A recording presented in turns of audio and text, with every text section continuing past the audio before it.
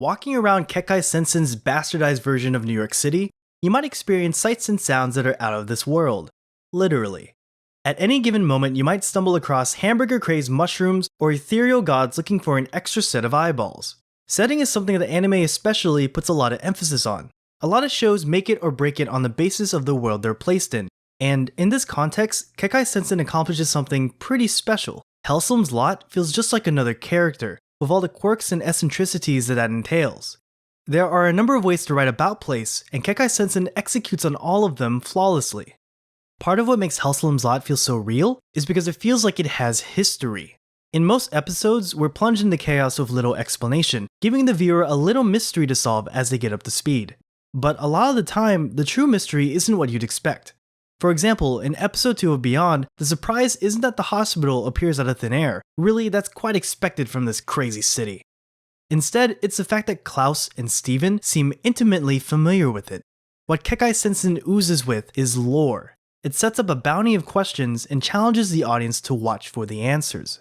But another strength of Kekkai Sensen's setting is what isn't surprising. There's a sense of unease in the earlier episodes because something just feels off. And this is one of the questions that the show brings forth. Why is everyone acting like this is normal? It's another component of why Kekkai Sensen's setting is so alluring, watching the characters and how they've adapted to the crazy mixed up world they find themselves in. This is another example of how to write about place, insider knowledge. Inherently, insider knowledge is tied to lore, as it refers to knowledge that only a select few are privy to. The most recognizable example is your very own city. There's probably quite a few things unique to it that an outsider wouldn't be familiar with.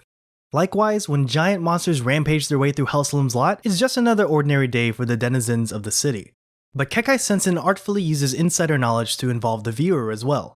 I don't know about you, but when Amagranov Nej shows up in the second season, I was smiling ear to ear. And his appearance doesn't feel like cheap fan service, but rather his character is used to elucidate the inner workings of another. Chain. His character is able to give a sense of permanence. Just because his story is over doesn't mean he still isn't part of the world's setting and lore. With shows that are episodic, people sometimes complain that each episode feels like filler without some overarching plot. Meanwhile, every episode of Kekkai Sensen bleeds style and are enjoyable in their own right, with the setting serving as the glue keeping everything together. All that remains is the glue keeping the viewer's eyes on the screen. One of the most important things when crafting a setting is establishing connection. Any given series must provide its audience a reason to keep watching. No matter how exciting or creative your setting is, it all goes to waste if your audience either cannot relate or connect to it in some way. Fortunately, this is also something Kekkai Sensen accomplishes, through some clever world building and a cast of extremely likable characters. Apart from the initial culture shock, something becomes evident the more I watch Kekkai Sensen. New York City is still New York City. Yeah, now there's some, eclectic individuals interspersed throughout the crowds, but it still has the endless traffic, loudmouth big shots, and sprawling urban landscape the Big Apple is known for.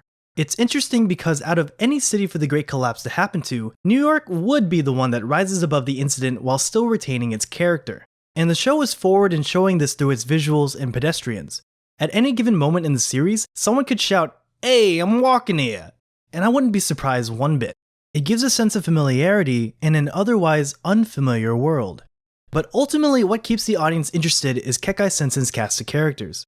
Libra just feels like a collection of badasses, and the fun of watching Kekkai Sensen is just seeing these guys or girls kick ass, both literally and figuratively. Sure, it does rely on the rule of cool quite a bit, but is that a problem if that's what I'm here for? Though, what's important to note is that they wouldn't exist without this crazy city they find themselves in, almost as if they complement the setting rather than the other way around. Out of all of them, however, there's one in particular that grounds the series and serves as our connection. And of course I'm talking about Leonardo Watch, reluctant hero and our protagonist. We are invested in him and his journey, and in return his all-seeing eyes serve as the lens from which we view Hellsalem's lot, with all the craziness that entails, and that I wouldn't give up for anything. Thanks for watching, and be sure to like and subscribe for more content. And of course, if anything I said was wrong, I'm sorry. I must have stuttered.